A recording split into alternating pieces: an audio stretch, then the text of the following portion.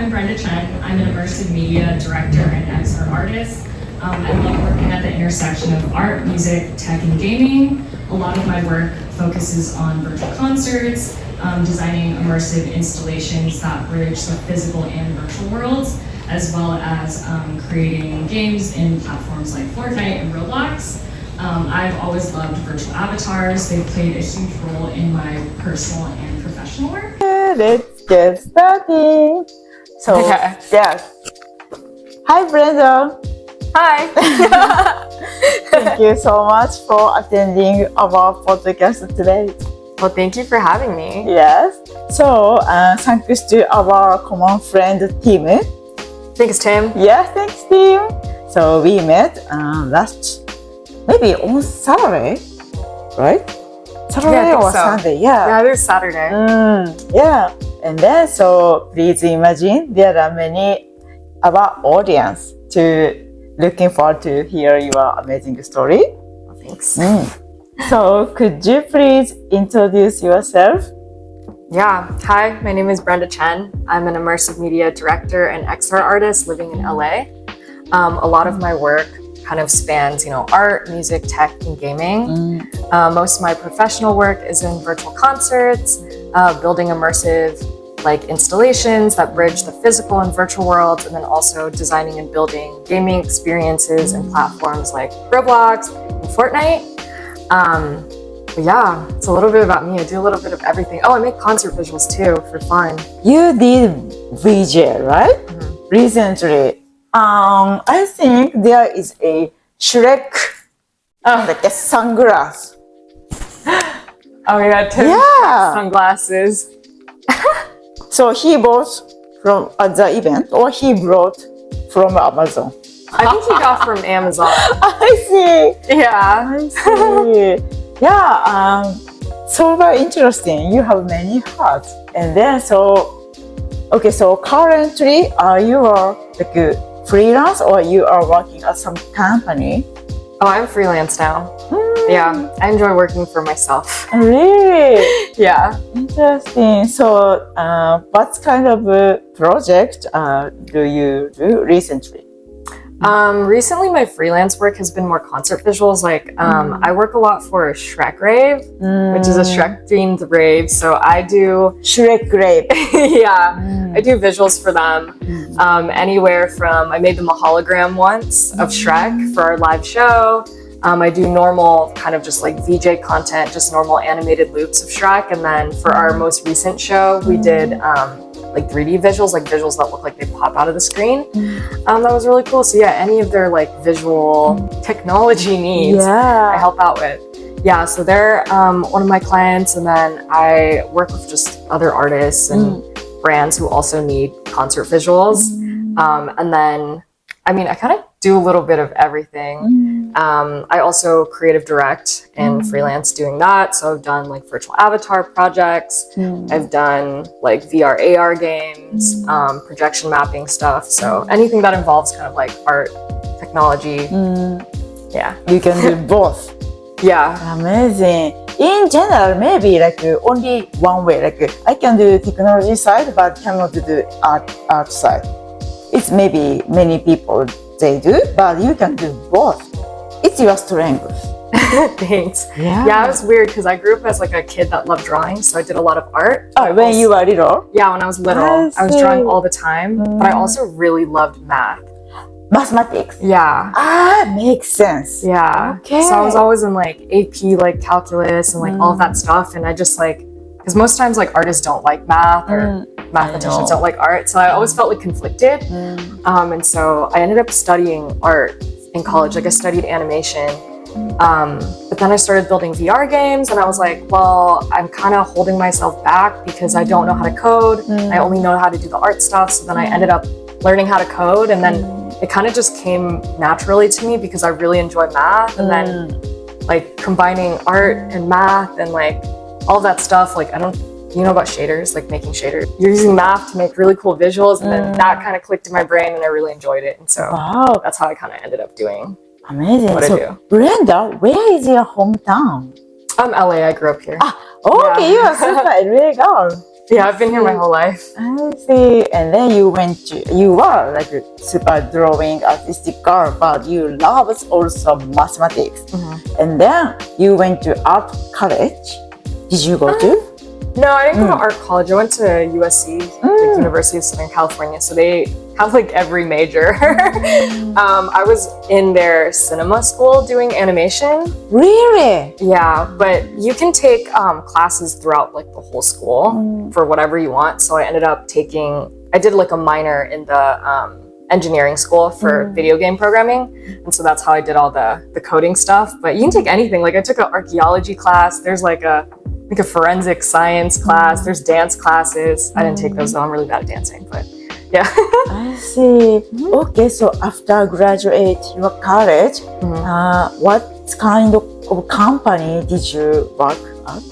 Yeah, after I graduated college, I went to work at the Wave XR. It's where Tim works. We used to work. So that's where we met. Web. Yeah. Yes. Okay. It's a virtual concert startup. Yeah, so I started there as a technical artist and then worked my way up to becoming like a show director and then their broadcast director. And basically what we did was during the pandemic when artists couldn't go on tour, they couldn't travel. Yeah, we built them like interactive virtual worlds and avatars in Unity. And then we'd like strap them up in a motion capture suit and then use that to like feed that data back to Unity to power like the virtual avatars. And then we'd stream that out so that people all over the world could watch these virtual concerts during lockdown. Amazing. Yeah, pandemic time it was so tough because no events, no wedding. Right? At the 1 year or 2 years. It was very sad. Down, right? Yeah. But due to pandemic, the company, your previous company, like utilized this pain point and then made a new project and business. Yeah, super cool. See.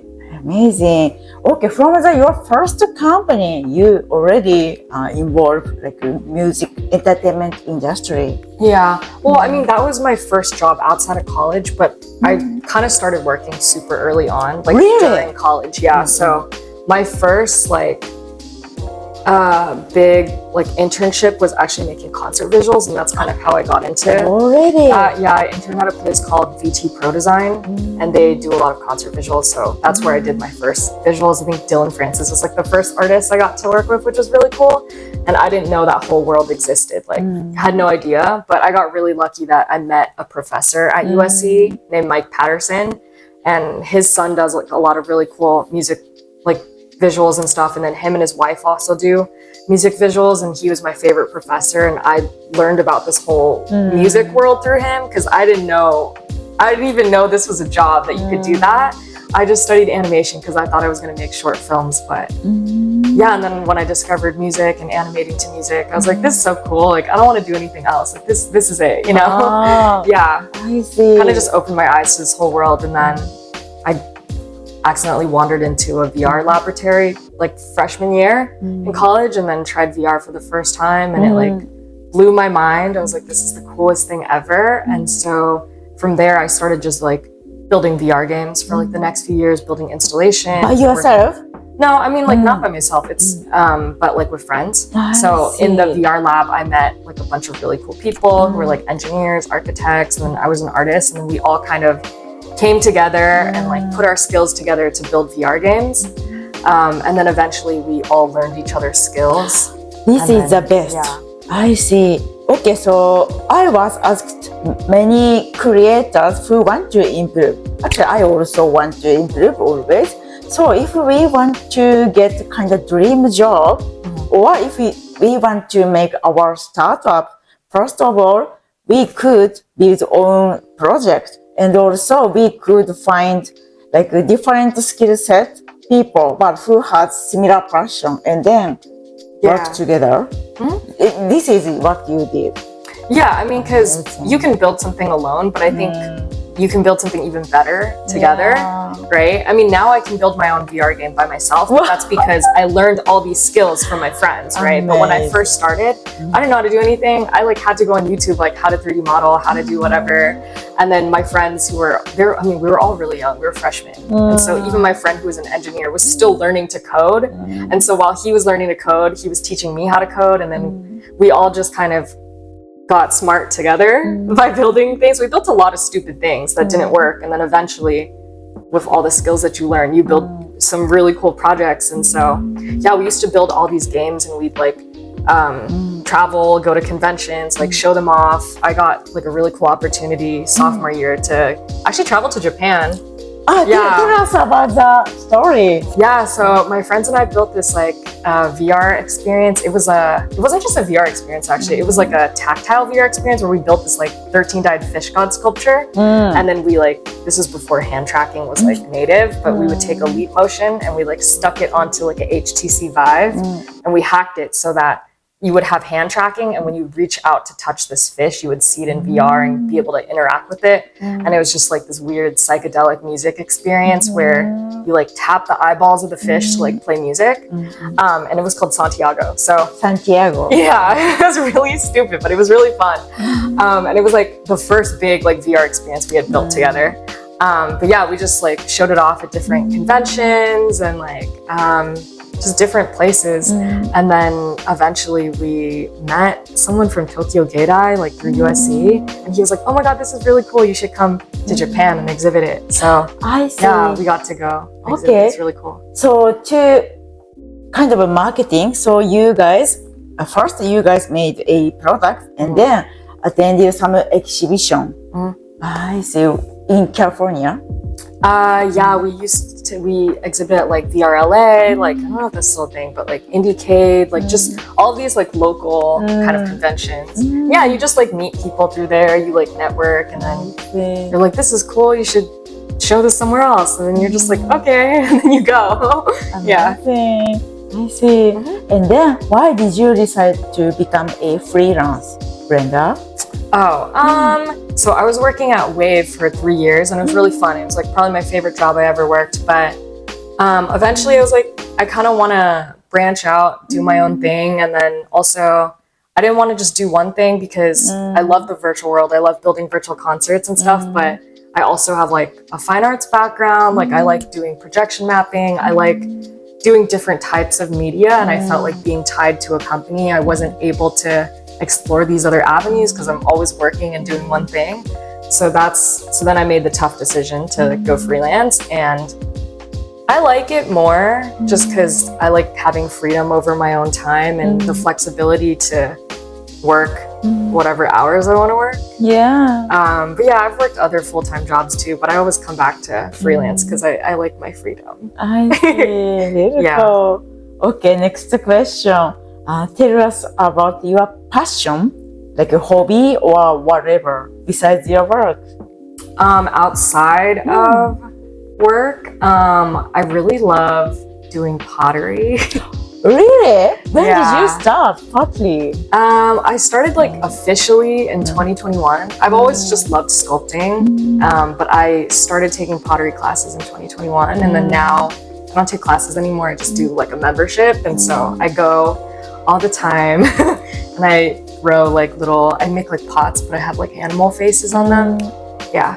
Could you please share after like our conversation? I'll share. So cute. for sure, but I just like making like little items for people as gifts, and then I like putting cute faces and stuff on it so that when people like eat or drink out of it, it makes them happy. Yes, so good. It's so funny. Yeah. Yeah, making digital amazing product also your pleasure.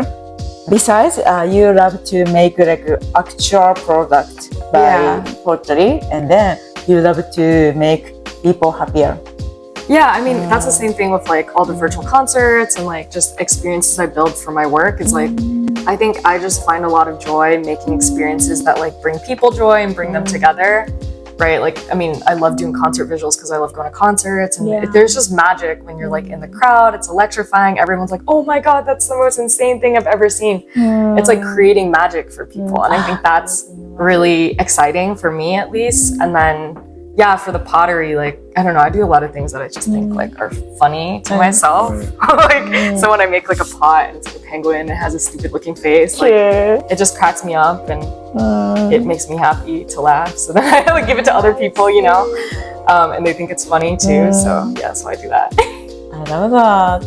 Okay, so pottery, and then you have a cute dog, right? Oh yeah, I have a husky.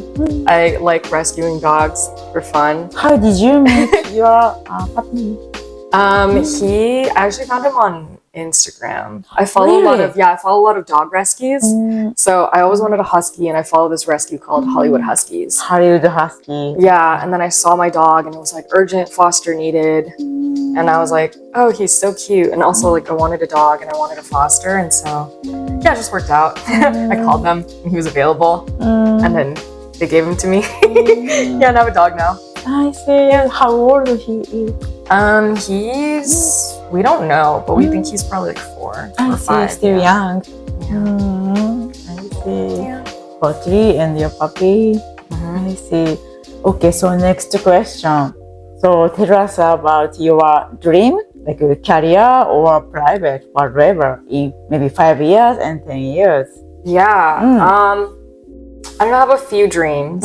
I think a more like short-term dream is I think it would be really cool to be like a creative director for a musician, just to design like their tour visuals, their social media stuff, like their album covers. I think would be really cool just to like work with one person as like a team versus like hopping around. And then a long-term goal, probably when I'm like in my 30s, late 30s or like 40s, I would love to like own my own community art center. Yeah. Last time you mentioned, I love it. So could you please share this story? I don't know. I've found a lot of joy in my life just from like going to a pottery studio or art class, and I feel like as an adult, there's not many spaces for that anymore where you can just show up and just like be yourself and have fun, other than like a coffee shop or anything. So I think it'd be really cool to have a studio where like during the day there's like art classes. Maybe you can learn how to projection map or like more like unique art skills that aren't just like outside of pottery, because there's a ton of pottery like all over LA, which is really cool, but I want to build something different. And then at night I want it to be like a music venue. Oh, nice. I just want it to be like a fun, safe space where people can like show up, be creative, gather, and like not be judged. And yeah, I don't know, maybe I'll sell like cocktails or like coffee or something. Yeah, just like a cute little space. Like I just have this dream where I'm like, I wake up in the morning, I like drive to my shop, I like open the windows, I like dust, and I like take care of the place. Yeah. I like greet people when they come in, and like just like to take care of like the shop, you know, I think would be really fun.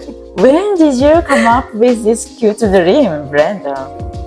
I don't know, it's something I thought about, I think ever since like graduating college. I think even though I've worked a lot of like real jobs, like I've worked corporate, I've worked startup, I've worked like full-time jobs, I think I always knew that I never want a job. I don't want a job, you know?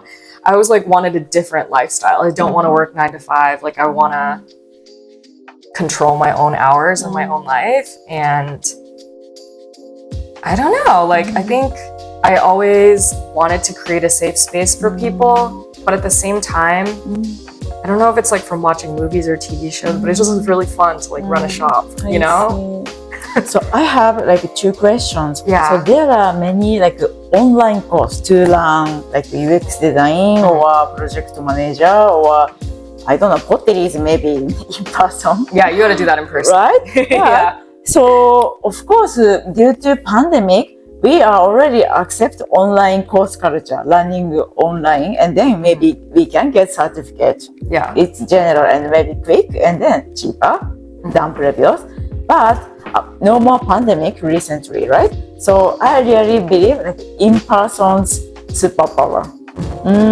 So that's why before I came to Los Angeles, I started to in-person meetup every like 2 weeks, and then people love it because work from home is a kind of usual, normal. That's why people miss like a small conversation or just chatting.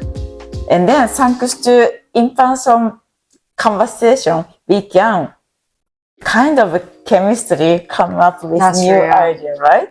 That's why I really love this idea. So, as a freelance, sometimes do you feel loneliness? Oh yeah. see. Yeah, I mean, definitely. But I weirdly have a lot of friends that freelance. Like, all of my friends decided to quit their jobs at the same time. I don't know why. Really? It just kind of happened. And so, yeah, when we get lonely, we'll have like work sessions where we'll like go to each other's house or we'll like meet up at a cafe. And then for me, like, I have a dog, so I don't get too lonely. But if I get like bored in my house, I'll like walk down the street, work from a cafe.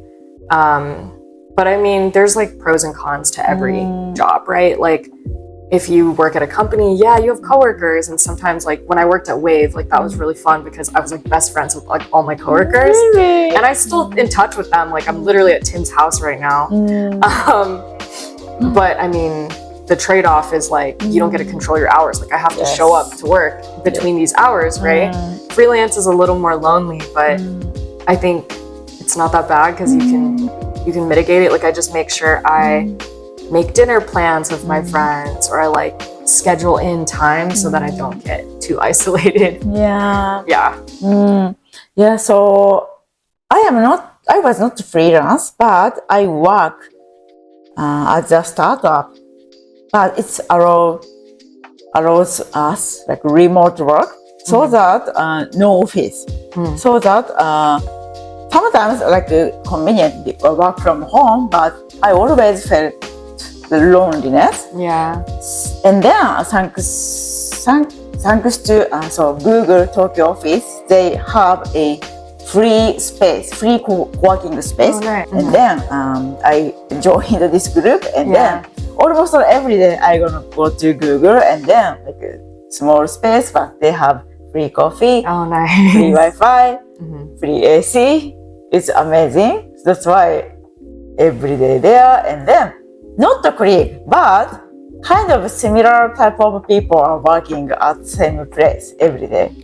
So I think many people, not only freelance, work from home, they are feeling kind of Yeah. similar feeling.